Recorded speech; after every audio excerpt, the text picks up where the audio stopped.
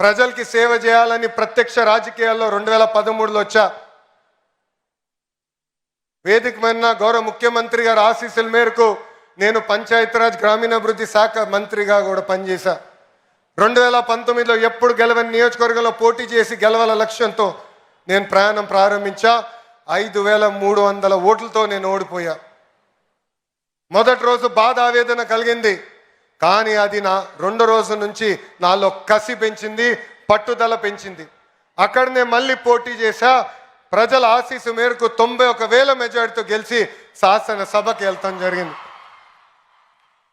ఇది ఇక్కడ ఉన్న మీ అందరికి ఎందుకు చెప్తున్నానంటే, if there is no risk there is no story. On the dais you see eminent personalities who have achieved great things in their lives, but they are here today because they have sacrificed a lot. They face tremendous amount of challenges. So all the youngsters in front of me, every failure is a stepping stone for success. I have redefined fail. It is our first attempt in learning. We should take this in spirit. It should build fire in our belly, and we should go achieve what we want to achieve in our lives. AU 100 ఏళ్ల ప్రయాణం పూర్తి చేసుకుంది. కాలం మారుతుంది, టెక్నాలజీలు కూడా మారుతున్నాయి. అందుకే vice chancellor గారి ఆధ్వర్యంలో మన కరికులంలో కూడా మనందరం మార్చుకోవాల్సిన అవసరం ఉంది. ఇండస్ట్రీ కనెక్ట్ కూడా చాలా చాలా అవసరం. గౌరవ ముఖ్యమంత్రి గారు ఈ సమావేశానికి వచ్చే సమయంలో కూడా ఆయన డిపార్ట్మెంట్ రివ్యూ చేసి చాలా స్పష్టంగా చెప్పారు, ఇండస్ట్రీ అకాడమియా కనెక్ట్ అవసరం ఉంది. కేవలం క్లాసెస్లో చదువుకుంటాం కాదు, కనీసం ఒక సంవత్సరం అన్న ఫీల్డ్కి వెళ్ళాలి, వాస్తవాలు తెలుసుకోవాల్సిన అవసరం పిల్లలందరిపైన ఉందని చెప్తాం జరిగింది.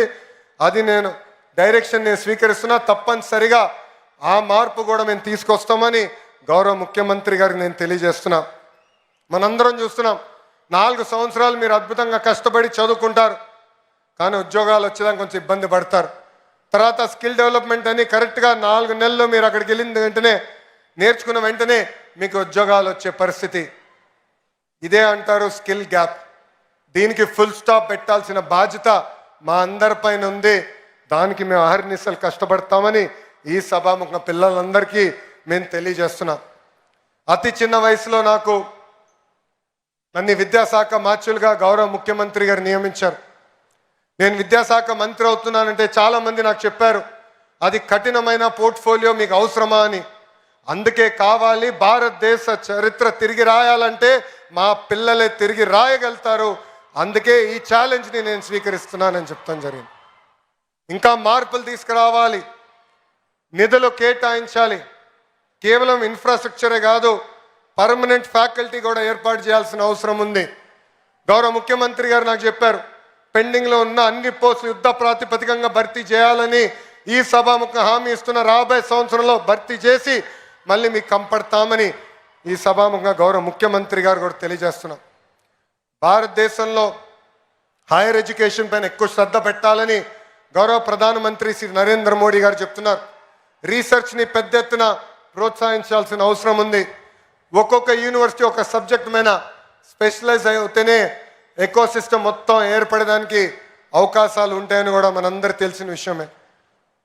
ఆంధ్ర రాష్ట్రానికి ఒక ఎకనామిక్ ఇంజిన్గా మారిపోతుంది. రేపు గూగుల్కి డేటా సెంటర్కి మనం శంకుస్థాపన చేయబోతున్నాం. ఈ గడిచిన 6 నెలల్లో ఆర్సిల్లర్ మిత్తల్ ప్రాజెక్ట్ ఇక్కడ ప్రారంభించాం. నిన్నగాక మొన్న గౌరవ ముఖ్యమంత్రి గారి చేతుల మేరకు ఒక ఇంగాట్ సోలార్ సెల్ మ్యానుఫ్యాక్చరింగ్ ఫెసిలిటీ కూడా మన శంకుస్థాపన చేస్తాం జరిగింది.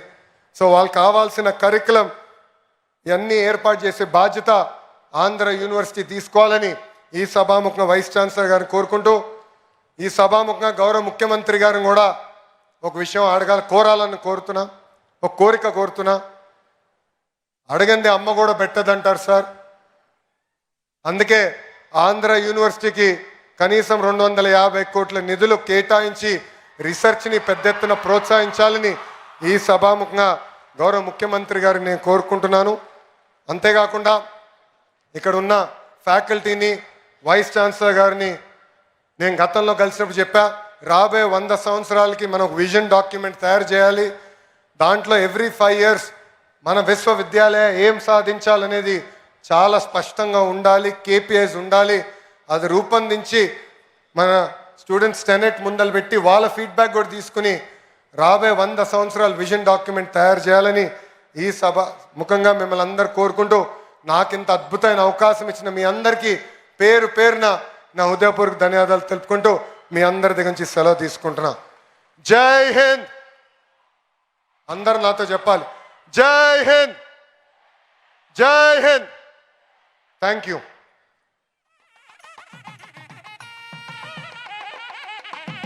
Thank you, sir. Thank you very much. And on that note, may I now invite Honorable Governor of Odisha, Dr. K. Haribabu Garu, to deliver his speech.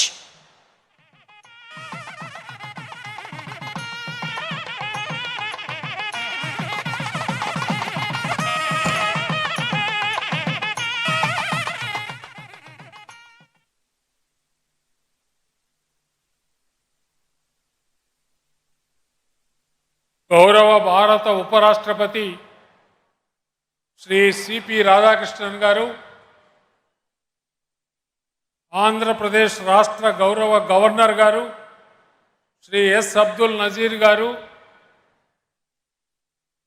గౌరవ ఆంధ్రప్రదేశ్ ముఖ్యమంత్రి శ్రీ నారా చంద్రబాబు నాయుడు గారు,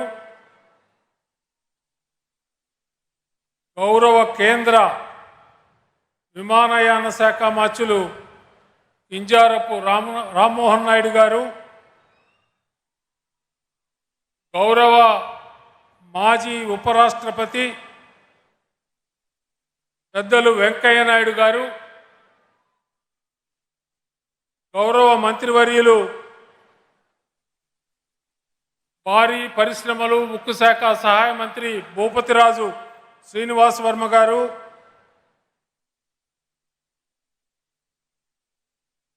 మరొక కేంద్ర మంత్రి పెమ్మసాని చంద్రశేఖర్ గారు, గౌరవ జిల్లా ఇన్ఛార్జ్ మంత్రి శ్రీ డోలా శ్రీ బాల వీరాంజనేయ స్వామి గారు, ఇప్పుడే నా ముందు మాట్లాడిన యువ విద్యాశాఖ మంత్రి శ్రీ నారా లోకేష్ గారు, మన ఆంధ్ర విశ్వవిద్యాలయ ఉపకులపతి రాజశేఖర్ గారు, మిత్రులు గ్రంథి మల్లికార్జునరావు గారు, వేదికను అలంకరించిన విశిష్ట అతిథులు, అలాగే క్రికెట్ దిగ్గజం సచిన్ తెండూల్కర్ గారు,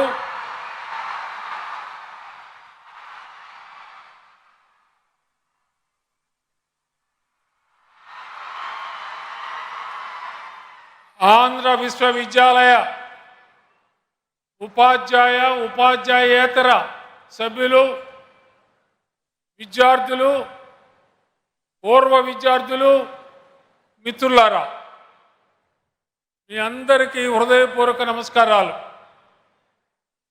ఆంధ్ర విశ్వవిద్యాలయ శతాబ్ది ఉత్సవాల ముగింపు కార్యక్రమంలో భాగస్వామి కావడం నాకు అత్యంత గౌరవం, ఆనందంగా ఉంది. ఈ శతాబ్ది వేడుకలు 100 ఏళ్ల విద్యా ప్రస్థానం మరియు సమాజానికి అందించిన సేవలకు ప్రతీకగా నిలుస్తోంది. ఈ వేడుకలు ఒకవైపు గత వైభవాన్ని స్మరింపజేస్తూనే మరోవైపు మరింత వెలుగొందే భవిష్యత్తును నిర్మించడానికి ప్రోత్సహిస్తున్నాయి.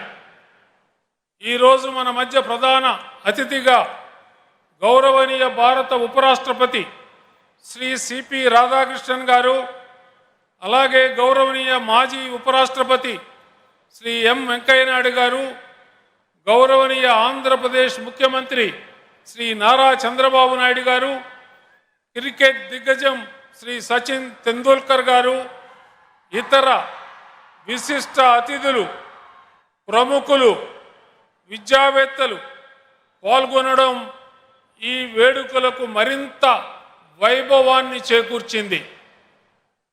వారి జీవిత ప్రయాణాలు ముఖ్యంగా ఉన్నతమైన నాయకత్వాన్ని, సవాళ్లను, అచంచల ధైర్యంతో ఎదుర్కొనే సామర్థ్యాన్ని, దేశ సేవ పట్ల వారికున్న అంకిత భావాన్ని ప్రతిబింబిస్తాయి. వారి జీవితాలు ప్రతి విద్యార్థికి స్ఫూర్తిదాయకంగా నిలిచి క్రమశిక్షణ, పట్టుదల, దూరదృష్టి, సేవాభావం వంటి మహత్తర విలువల ద్వారా తాము ఎంచుకున్న గమ్యాన్ని చేరుకోవచ్చని స్పష్టంగా తెలియజేస్తుంది. ఆంధ్ర విశ్వవిద్యాలయం తరతరాల ఆశయాలకు ప్రతీకగా నిలిచింది. ఈ విశ్వవిద్యాలయం పూర్వ విద్యార్థులు పాలన, పరిశ్రమ, విద్య, ప్రజాసేవ అటువంటి అనేక రంగాల్లో విశిష్ట సేవలు అందించి దేశవ్యాప్తంగా, ప్రపంచవ్యాప్తంగా చెరగని ముద్ర వేశారు. ఇప్పుడే పెద్దలందరూ కూడా చెప్పారు. For the attention of honourable vice president Radhakrishnan ji, Andhra University has given India the president who has worked in this university as vice chancellor, Dr. S. Sarvepalli Radhakrishnan, and a student of this university, Mr. Venkaiah Naidu. He has become central minister and also the vice president of India. We have given to the country one president, one vice president. ఈ విశ్వవిద్యాలయాన్ని స్థాపించినప్పుడు ఎంతగానో కృషి చేసి మొదటి vice ఛాన్సలర్గా ఉన్నటువంటి Shri CR Reddy గారు, వారి యొక్క ముందు ఆలోచన ఈ విశ్వవిద్యాలయాన్ని మరింతగా పటిష్టం చేసింది. వారి తర్వాత పనిచేసిన రాధాకృష్ణన్ గారు, విఎస్ కృష్ణ గారు లాంటి ఎందరో మహనీయులు, విశ్వవిద్యాలయ ఉపకులపతులుగా పనిచేసిన అందరూ ఈ విశ్వవిద్యాలయ పటిష్టతకు గట్టిగా పునాదులు వేశారని నేను మీ అందరికీ మనవి చేస్తున్నాను. ఈరోజు విశ్వవిద్యాలయంలో చదివినటువంటి వారు రాష్ట్రపతి, ఉపరాష్ట్రపతి అయిన తర్వాత ఇక్కడే చదివినటువంటి జిఎంసి బాలయోగి గారు లోక్సభకు స్పీకర్గా పనిచేశారు. అలాగే వెంకయ్య నాయుడు గారు కేంద్ర మంత్రిగా పనిచేశారు. మన రామ్మోహన్ నాయుడు గారి యొక్క తండ్రి ఎర్రం నాయుడు, వారు కూడా విశ్వవిద్యాలయ విద్యార్థి, కేంద్ర మంత్రిగా పనిచేశారు. కాకినాడకు చెందిన పల్లం రాజు కేంద్రంలో విద్యాశాఖ మంత్రిగా పనిచేశారు. ఈ విశ్వవిద్యాలయ విద్యార్థి.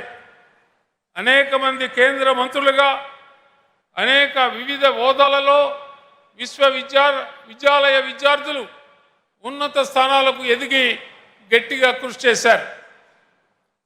మరొక ముఖ్యమైన విషయం ఏంటంటే, విశ్వవిద్యాలయంలో పనిచేసే 50 మంది అధ్యాపకులు ఈ రాష్ట్రంలో, దేశంలోని మిగిలిన రాష్ట్రాల్లో ఉన్న విశ్వవిద్యాలయాలకు 50 మంది ఉపకులపతులుగా పనిచేసిన యొక్క ఘనత ఆంధ్ర విశ్వవిద్యాలయానికి దక్కుతుందని మనం చేస్తున్నాను. అటువంటి విశిష్టమైన esteemed academic faculty Andhra university has.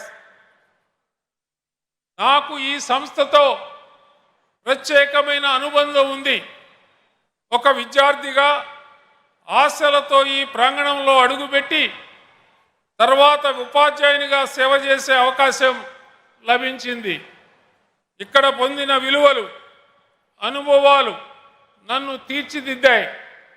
అందుకే ఈ కార్యక్రమానికి అతిథిగా రావడం కంటే ఈ విశ్వవిద్యాలయ పూర్వ విద్యార్థి కావడం నాకు ఎంతో తృప్తినిచ్చిందని మీ అందరికీ మనవి చేస్తున్నాను.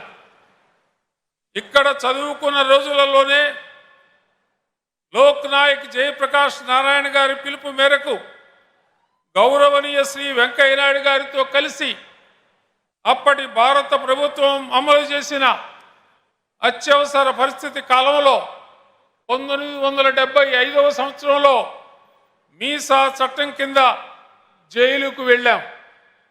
ఆ అనుభవం ప్రజాస్వామ్య విలువల పట్ల నిబద్ధతని, అన్యాయానికి ఎదురుగా నిలబడే ధైర్యాన్ని మాకు నేర్పింది.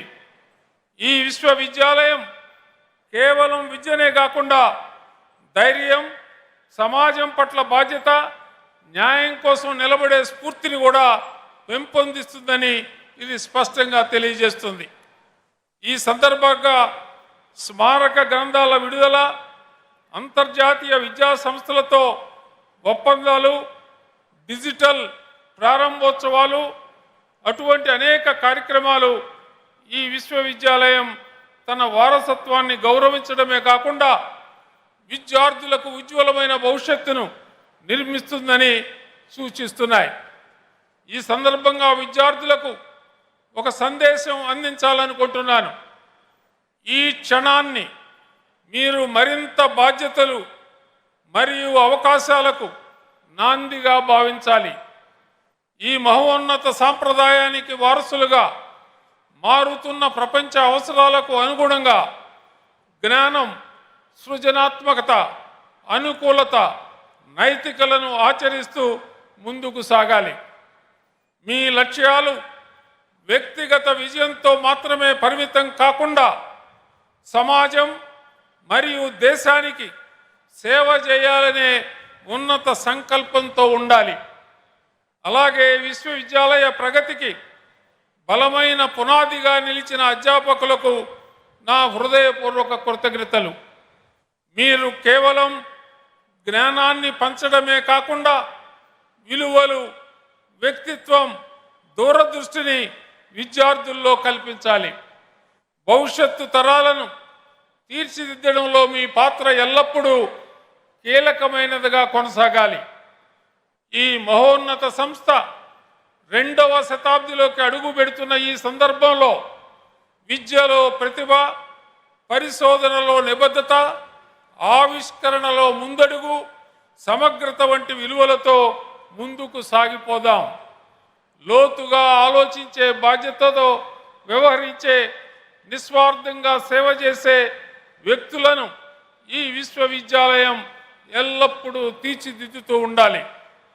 ఈ వేడుకలను విజయవంతం చేసిన ప్రతి ఒక్కరికి నా హృదయపూర్వక కృతజ్ఞతలు తెలియజేస్తున్నాను.